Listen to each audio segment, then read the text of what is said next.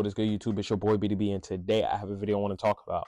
It is going on in college athletics, going on mainly in the SEC Conference, also known as a Southern Eastern Conference. Now, if you guys have not heard the news about what the commissioner has said for that conference, he has now implemented a rule that schools or students who rush the field or rush the court, they will be fined $500,000, which is aka $500,000. So if you guys do not know the teams that are in the SEC conference, because there's some people who do not know sports like that, you have schools like Alabama, Auburn, Arkansas, Georgia, Florida, Kentucky, Ole Miss, Mississippi State, Texas, Texas A&M, Missouri, Vanderbilt, LSU, Oklahoma, South Carolina, and Tennessee. Those are the schools in the SEC conference. Now, the commissioner has put this rule out because, when there's a huge upset in college sports, doesn't matter if it's football, basketball, baseball, whatever sport it is, a lot of people will rush the field, or not just people, but just students will rush the field and they will rush the court. I've seen it many times. And it's really a rule that a lot of people had a lot of speculations about. A lot of people are not happy with this. They say this is the true blood of college football and college basketball, just college athletics in general, of rushing the field and rushing the court. And they feel like if you're taking that away or you're finding schools because of it, then that's you're just taking the fun out of it. That's what some people mainly go to college sports for, if it's a big game, to see if they're going to get upset. Because I remember watching Vanderbilt and Alabama, when Vanderbilt upset Alabama at Vanderbilt, and it was like not even just it was the biggest upset in college football history. And seeing how the crowd was when they rushed the field and all that stuff, it was crazy. Now, the one thing I will say about that is different with football storms of the field. In basketball, when they storm the court, is football, they take the goalposts. In basketball, they don't really take the basketball hoop. It's really hard to take a basketball hoop. It's really hard, and it's dang near impossible to do that. But football, they take the goalposts off all the time. I see it happen with Vanderbilt. I've seen it happen with Tennessee a lot. And credit, the schools will have to pay to get a new goalpost and do everything like that. So that's understandable why they did it, but do I like what they did? No. Now, here's the thing. They're not getting rid of it in general. Some people thought they were getting rid of it in general. And I'm just saying, no, they're not getting rid of it in general. It's still going to be there.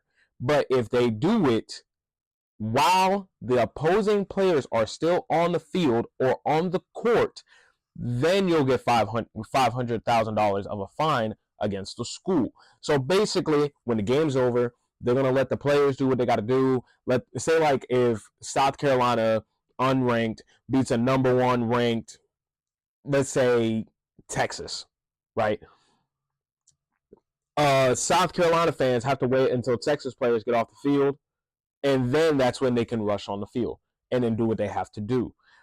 That's making more sense versus the game is over. You just instantly rush the field. And the reason why they said this and they put this rule was because they want to put the safety of the players, because they don't want no one getting hurt. They don't want no one getting injured. Not only for the players to get injured, but also you don't want any fans or students getting hurt, because if you are running full speed and you hit a football player with full pads on, talking shoulder pads and with the helmet on, and you're just a regular student with nothing on, you could get a bad concussion.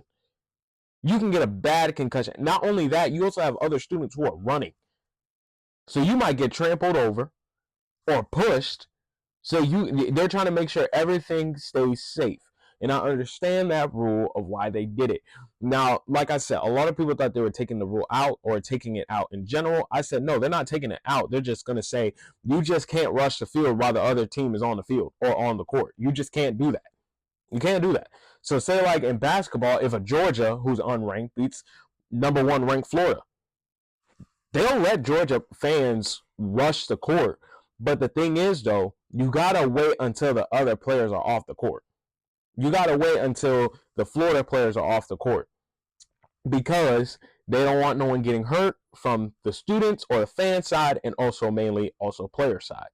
You don't want no one getting hurt, because we've seen a player get hurt from when he got upset and the fan was rushing the court and Kyle Filipowski, and he got hurt because something happened. He got hit by a fan or something like that, and he got hurt.